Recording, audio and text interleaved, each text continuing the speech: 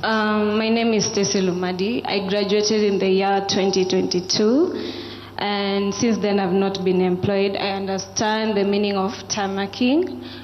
Currently pursuing Masters of Development in the University of Nairobi.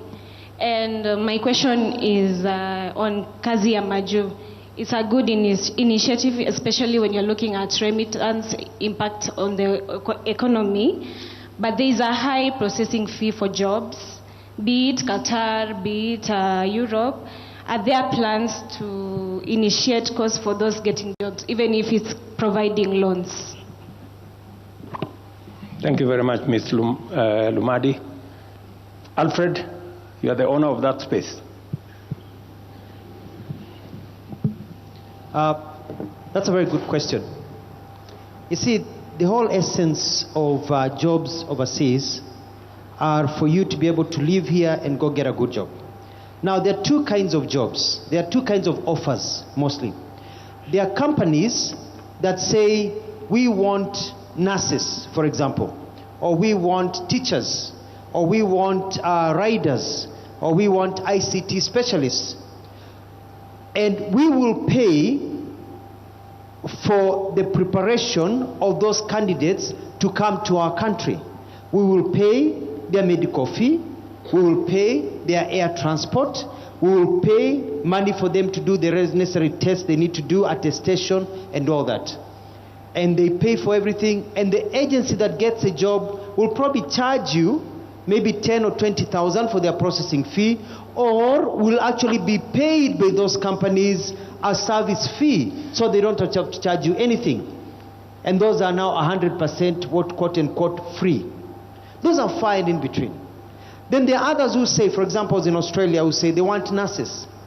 They can take our nurses from medical training college who have diplomas, because they're not allowed to work as nurses in hospitals. They can work in nurses at aged care, making approximately 500,000 shillings a month.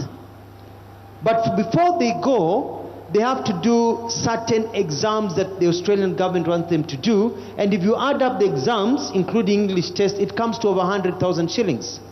Then they have to pay their ticket to Australia, about $1,500. And then they have to pay etc. So you find that if you want to go to Australia, the Australians say, we want you here, but we're not going to pay for you to get here. You get here, we'll give you the job. And they give you the job before you get there. So when you get there, you get there. But then now you have to come up with 250,000 shillings. So you don't have to go, but if you choose to go, then you realize how much you have to pay.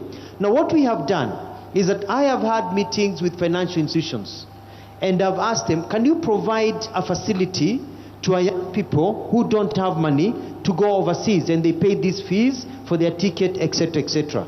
And they said yes, but we need surety. I said, I'll write you a letter. They said no, because what has happened in the past is that a Kenyan will get a loan. As soon as they get inside the plane, they block the person who gave them the money, and they don't pay back.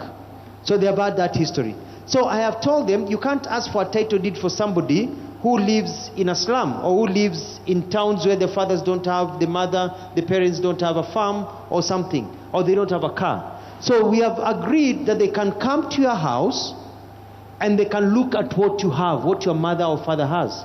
Uko na TV moja, uko na couch moja, and then they can cost it, and they say, we are going to give you a loan on this as a guarantor. So that now, if you don't pay the loan, they take your mother's bed.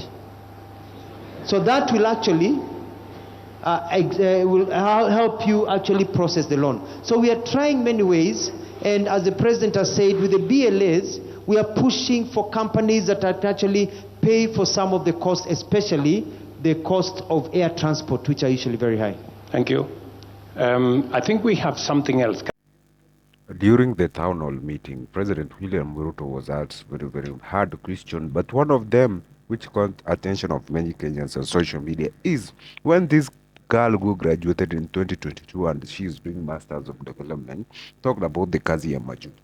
The Kazi ya Maju is something which we have seen Dr. Alfred Mutua talk about, and issue statements of it. So this lady says that these jobs are really good, and they're especially in terms of remittances, they're very good and they're going to change the life of people. But why is it that they are having very high processing fee?